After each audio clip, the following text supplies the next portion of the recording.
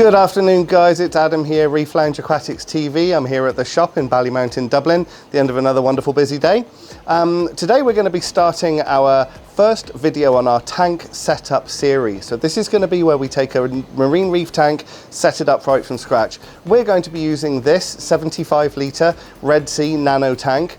It's a used tank, it's had a few upgrades, it's had a few changes along through its life. This is a tank we're going to be using to show you guys at home how to set up a reef tank from scratch, all of the things that you need to worry about.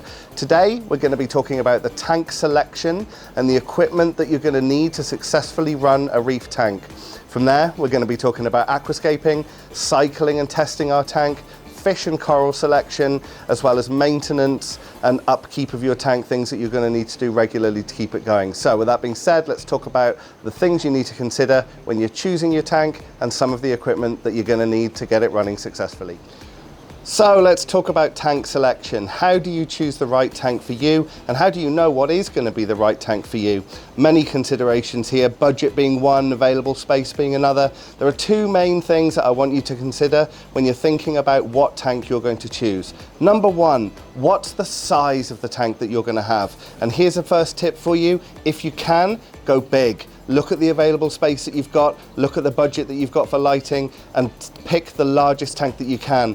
Why am I suggesting for beginners to go for larger tanks? Well, because stability is everything when it comes to keeping a reef tank. The last thing you want is your parameters like temperature, salinity, nitrate phosphate levels, all sorts of levels that we're going to be talking about through this series that are important.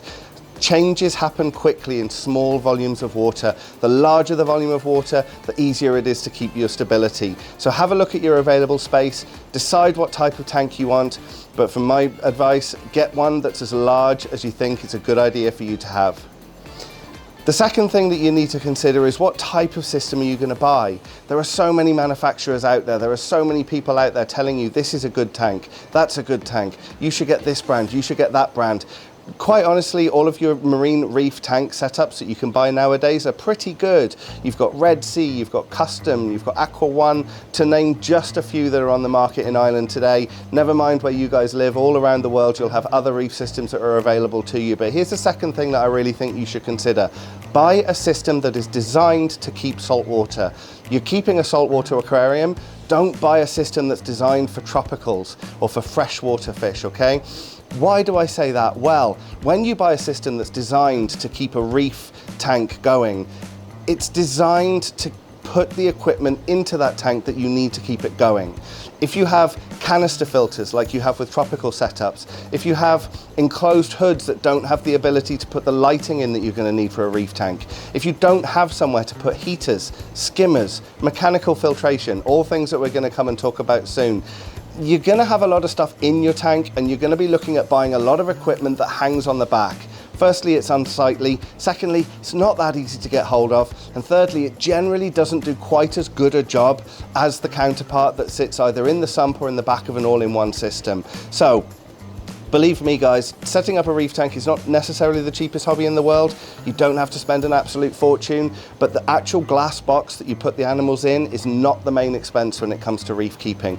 It's all of the other stuff as well. So think carefully when you're choosing a tank and look to buy one that's going to meet your needs and that's going to be suitable as a reef. Can you keep a marine tank with a canister filter, a tropical light, no protein skimmer? Yeah, you can, but to be perfectly honest, you need to know what you're doing. And can I in good conscience recommend that a new reef keeper do that? Absolutely not. Get a reef system, guys, and set yourself up on the right foot from the word go. So guys, having talked about tank selection and having shown you a little bit around this 75 litre Red Sea nano tank that we're going to be setting up on the series of videos here, let's talk a little bit about some of the equipment that you're going to need to put into your tank in order to have a successfully running reef system. There's a lot of equipment out there, and for the new person, for the newbie looking on websites, looking on YouTube, looking at all of the massive array of equipment that we're using to keep marine tanks, it can be quite daunting and can make you feel like you need all of this stuff in order to run a successful reef tank. And the fact of the matter is, some things you really do need and some things you definitely don't. As you get further into the hobby, as you start keeping some of the more difficult to keep animals and starting to come up against some of those hurdles that you need to get out by adding more equipment, etc., then you may add things over time.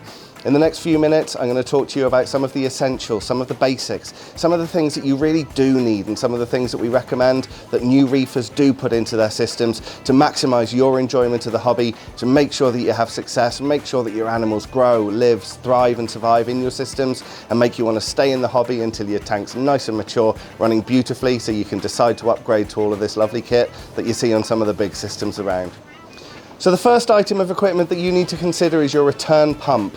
Return pump, or your main circulation pump, is essentially the beating heart of your reef system. This is what moves water from your tank where your animals live into your filtration system, through your filtration, through all of the equipment that you're putting in there to keep your water clean, and then returns it back into the main display area of your tank. With a sump system, that pump's going to pump water from the sump tank below back up into the main display. In an all-in-one, like the Red Sea that we're setting up, that's going to take the water that's pumped around the all-in-one chamber at the back through the filtration, and it's going to drive it back into that main display tank so that your animals have all got pristine clean water.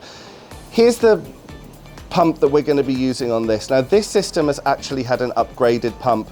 The pump on this Red Sea 75 litre that we're setting up is a DC Jibao pump.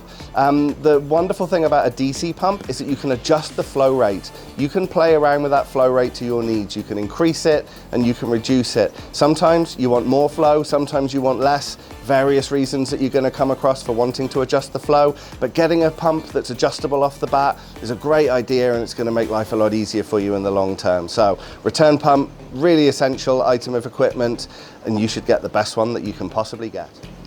Next, we're going to talk about lighting. Lighting is essential. Lighting, as soon as you start to keep corals, there's a photosynthetic element to the way that corals produce energy. You are literally feeding them when you're putting the light on above their heads. You need to make sure you've got the right light. Again, go for a marine specific one. Do start to think a little bit forward here. What type of animals do you want to keep in your reef tank?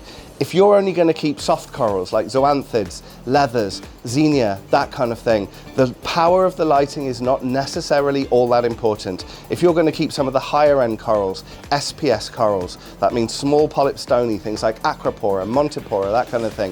If you're going to keep torches, Euphilia, hammer corals, that kind of thing, you're going to want to make sure that your lighting provides the functions that it needs to provide. The first function, providing energy for the corals. Essentially, are your corals getting enough power? Are they getting enough light to thrive and survive? That's the first function. And the second is, how does your light display your animals? I can tell you firsthand, if you put a yellow tropical style light over a marine reef tank, everything's going to look a bit yellow, it's going to look a bit plain, it's going to look a bit dirty. This is not what you want. You want those lights that are designed for marine reef systems, and you want to match your light to the corals and to the types of animals that you're going to keep. For me, I'd always these days be looking at dimmable, controllable LED lighting. You can control the color spectrum, you can control the intensity, you can do a lot of these things with these lights nowadays that we could never do before, and you can tune that light perfectly so that your tank looks the way you want it to look, and also gives all of the corals the light and energy that they need to grow and thrive. The light that we're using above this little tank is a Radion XR15 Generation 5 Blue. This is up there in terms of the spec of a light. You don't need to go for this level of lighting straight away. This is a light that I actually had before, so we're going to use that on this tank. We're limitless in terms of what we can put in this tank when we start adding corals, because we've put a good light on to start with. So push the boat out a little bit on the lighting, guys. Make sure you get one that's going to be good enough, and plan ahead a little bit. What type of corals do I want to keep, and what sort of lighting are they going to need? So the next piece of equipment that we're going to talk about today is the protein skimmer. Protein skimmer is part of your mechanical filtration. This is, in its essence, a chamber of water where millions of tiny micro bubbles are pumped through the water. Proteins, organic compounds cling to those bubbles, they rise up a tube, and they're collected as foam in a collection cup ready for you to take away and empty. A lot of people will tell you that in an early reef tank you don't need a protein skimmer, and that is true. The protein skimmer provides the job of mechanical filtration. It removes physically particulate matter that's floating around in your water column. There are other ways of removing this stuff. You can do water changes, you can use filter socks, you can use mechanical filtration, you can not feed heavily so that you're not putting it in there to start with. What I would say for new reef keepers, for people just getting into the hobby and setting it up, guys, get a protein skimmer. It's a really good idea. It lightens the load on the rest of your filtration system. It allows a little bit more forgiveness in terms of things like overfeeding, nutrients that are being put into the water column by feeding, by fish waste, all of that kind of stuff. It allows you a slightly higher bioload in your aquarium, and you just know that your water's coming in a little bit cleaner due to the fact that you've got a protein skimmer. Protein skimmers come in all shapes and sizes. You can get absolutely enormous ones that are as tall as me, if not taller, and then you can get tiny little ones like the one that we're going to be using on this 75. This sits in the back chamber, sits in the filtration area. It's not going to be taking out a massive amount. This is not the type of skimmer that's going to be stripping out buckets and buckets of waste every single day, but you'll see by what's collected in the filtration cup that you want that stuff out of your reef. It's really nasty, quite smelly. Emptying a skimmer cup can be quite a nasty job to have to do. Stinks a little bit, better doing it with the windows open on a day when whoever might be in your house who doesn't like the smell of it isn't in, but it's a really good idea. You'll see the dirt that gets taken out. Like I say, reduces the load on the rest of your filtration and allows for a lovely clean reef. So get yourselves a protein skimmer, guys. A really, really good idea, especially as new reef keepers. The last physical item we're going to talk about today is the heater. Your reef tank needs to be kept at a particular temperature. When we go through a little bit more of the setup, we'll talk about what temperature you should keep your reef tank at. But the fact of the matter is, heat is going to be provided by an electrical heater. Now, if you live in a part of the world where it's always too hot outside and you're struggling with your tanks getting to too high of a temperature, this is also a problem. For the most part, in Ireland where we are, high temperatures, not generally an issue. We're normally looking to provide heat into our aquariums to bring the heat up, to make it at that temperature level that your animals are comfortable living in, to replicate those natural conditions that they live in tropical reefs around the world. So get yourselves a good heater. Another nice thing about a system that's designed for reef keeping is you don't need to have that heater visible in your display tank. You can have it in the sump, you can have it in the back compartments of the all-in-one systems like the one that we're using. Just make sure it's good and make sure it's reliable. Here's a little tip for you guys and something that I would recommend for all reef keepers, whether you're new to the hobby or not. Make sure that you've got backup and redundancy when it comes to your heater control. What do I mean by that? Most heaters that you're going to find, specifically the glass heaters that you're going to be buying from the local fish shops and putting into your tanks, they've got a thermostat built in. You can turn a little dial and you can adjust the heat output so that your heat stays constant in your aquarium. I wouldn't trust those, at least not 100%. What happens if that thermostat fails? What happens if it's not accurate and your temperature ends up 3 or 4 degrees higher or lower than it should be? Some animals are not going to have a problem with that, but some are. And over a long period of time, if your heating's not right, if your temperature's not right, you're going to have problems. So I would recommend investing in a redundant heat temperature controller, something like an Inkbird you can get off Amazon. It's essentially an electronic device that your heater plugs in. It's got a probe that you dip into the water that measures the temperature of the water, and that tells your heater whether to turn on or turn off. They're not cheap. You're talking about 20 euros or something along those lines for a simple Inkbird controller. Then what you can do is you can set the thermostat on your heater to be just a little bit higher than the Inkbird controller that you're using. That way, if your Inkbird controller or whatever thermostatic controller that you're using fails, then your heater and the thermostat that's built into that provides the redundancy that you need to stop that temperature from going up and up and up and up and potentially killing all of your livestock.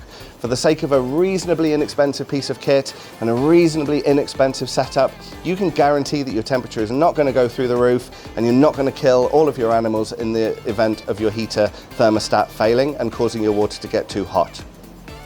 Okay guys, the last thing that we're going to be talking about today is filtration. So what is the filtration that's going on in your fish tank? What are the parts of it and what equipment do we need to make sure that that filtration is facilitated within your reef environment? So filtration, broadly speaking, can be broken down into 3 sections. Number 1, mechanical filtration. This literally means removal of particles from the water column, okay? In our Red Sea 75 Nano, our mechanical filtration, apart from our protein skimmer, is largely going to be provided by this filter sock. It's quite a small filter sock and it's the first thing that the water goes through when it goes through into the filtration chamber behind the main display area of this all-in-one system. This is designed to trap debris before it even gets into any more of the filtration. It takes out the large particles, the fish waste, any food that might be floating around, any other debris that might be floating around in the water column, and the idea is that it removes removes that item from the water column so that it's not breaking down and causing nutrient levels in your water. Now, remember this, mechanical filtration means removal. So if that item is trapped into a filter sock or trapped into a canister filter, if that's what you're using, or trapped into any filter floss, foams, whatever that you happen to be using in your system, is it actually removed from the water column? The answer to that, of course, is no. It's removed from the main display. It's removed from the fact that it's floating around where you're going to see it floating around in the water column, but it's still got water passing over it. It's still got water passing through it. Think about a filter sock that's full of bits of uneaten food. That food's still breaking down in the water column, and it's still going to be causing your nitrates to rise, your phosphates to rise, all of your organic compounds that you don't want in your water from broken down uneaten food. So the thing with mechanical filtration is that we need to physically remove it from the water column. Filter socks are great. They trap this stuff, but they only trap it. We have to come along at least every 2 or 3 days, remove that filter sock, replace it with another one, or clean it. You'll find that larger systems and people using a little bit more modern equipment these days are using roller mats. Roller mats are fantastic. They basically allow water to flow through a roll of a mesh, a fabric material. As that piece of fabric material gets clogged up, the water level rises. This is picked up by a sensor and the roller activates a motor, and that rolls onto a nice clean bit of filter floss, a nice clean bit of fabric, if you like, that your water can then pass through, physically removing the items from the water column without you having to do any work whatsoever. On small all-in-one systems, these are quite difficult to use. There are little nano versions coming out now. We may even upgrade to one of these if there is one that'll fit onto this tank as we go through this process. But for now, we're using a filter sock. It's cheap, it's easy, but it's a little bit more labor intensive from our part. We have to get in there and we have to change that filter sock or clean it at least on a regular basis. So remember, mechanical is removing things from the water column, but are they removed or are they just moved to somewhere else and trapped in a box? The next area of filtration that it's really important to understand is biological filtration. So biological filtration is the process where bacteria that live within your reef tanks take in the ammonia and they break it down and they produce what we call nitrites. Nitrites are also not great in your reef system. They need to be gone as well. So your denitrifying bacteria break down nitrites and they break those down into nitrates. Nitrates are the end process of that biological filtration, and that's what's left floating around in your water column.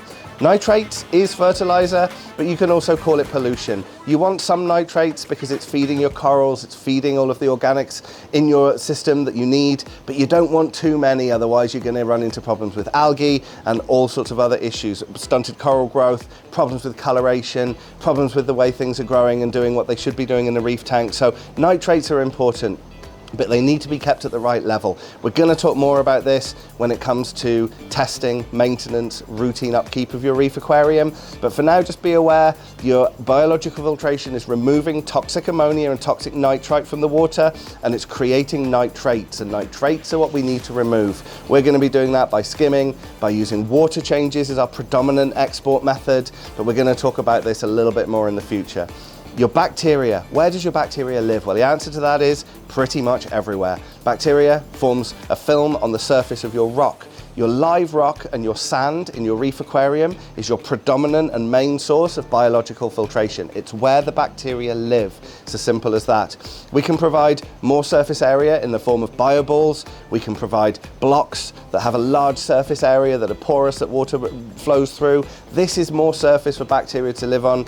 The more surfaces we've got for bacteria to live on, the more of that beneficial bacteria that we've got living in our tank, and the better our biological filtration is going to be. This means that our bioload can increase. We can have a couple more fish when we've got good biological filtration than we could have had otherwise. So biological filtration, the most essential part of your reef system.